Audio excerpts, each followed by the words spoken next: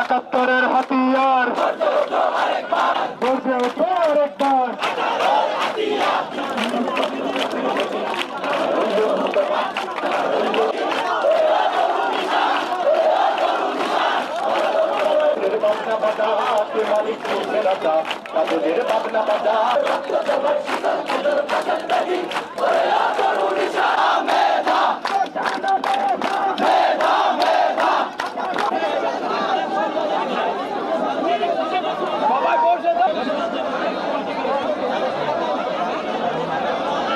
আমি একটা সাধারণ ঘরের খুব সাধারণ একজন মেয়ে, তো যদি কোটা দিয়ে কেউ চাকরি পায় এবং আমি মেধা দিয়ে যদি চাকরি না পাই সেটা আমার জন্য খুবই দুঃখজনক।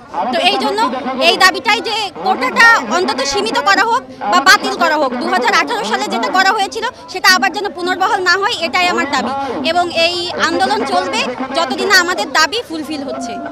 ব্যক্তি তার জীবদ্দশায় সর্বোচ্চ একবার কোটা ব্যবহার করতে পারবে, অর্থাৎ এটি দ্বারা আমরা বুঝিয়েছি যে কেউ যদি বিশ্ববিদ্যালয়ে ভর্তির সময় তার কোটা ব্যবহার করে তার অর্থ কি, যে সে মেধাবীদের সমপর্যায়ে চলে এসেছে, এখানে সবাই সমান।